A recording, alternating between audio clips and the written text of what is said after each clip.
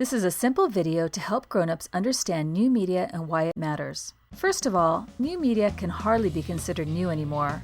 However, for many grown-ups, it still feels new and different. So let's start by defining it.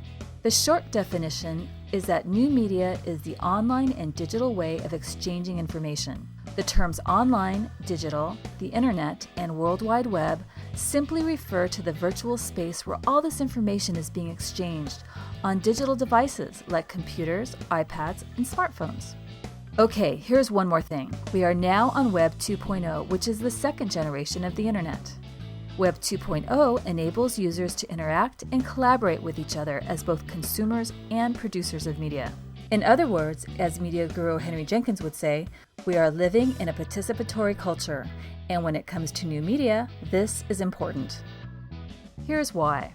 According to the most recent study by the Kaiser Family Foundation, the average 8 to 18-year-old spends 7 hours and 38 minutes using media on a typical day, or as we just learned, participating with new media.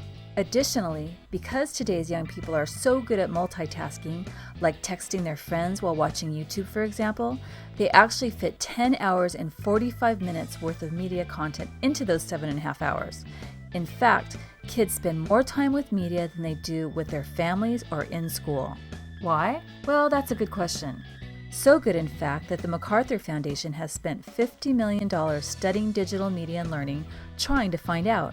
One of the things they've learned is that while the pace of all this technological change is dizzying to us adults, for young people, the underlying practices of sociability, learning, play, and self-expression are the same they've been for hundreds of years. It's just that today, there are fewer public places for kids to hang out. So instead, they're hanging out on these online friendship-driven social networks like Instagram or Facebook. In fact, social networks like Facebook have surpassed email as the preferred method of communication in all age groups. And if Facebook was a country, it would be the third largest, after India and China. So who exactly are kids hanging out with? Well, surveys of U.S. teens indicate that most use social media to socialize with people they already know or are already loosely connected with. Good news, right? But what exactly are they doing in cyberspace? Well, a survey from the National School Boards Association reported that 60% of young people use their social networks to talk about educational topics, and 50% talk specifically about schoolwork. But what about all that texting? Well, great news. Text speak doesn't hurt language skills.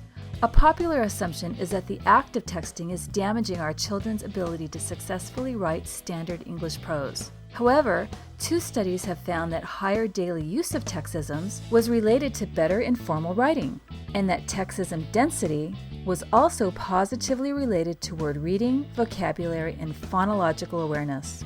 You would also think that texting would encourage poor spelling, but according to a study in the UK, you would be wrong.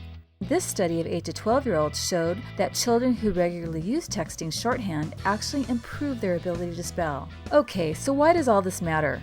According to a report from the American Academy of Pediatrics, new media helps students enhance communication skills, facilitate social interaction, develop technical skills, enable collaboration, and shape identity. You get the idea. In fact, new media could be a useful adjunct to, and in some cases is already replacing, traditional learning methods. Because let's face it, in this participatory culture, traditional teaching methods are kind of boring. So let's help our kids, our teachers, our schools, and us be cyberwise.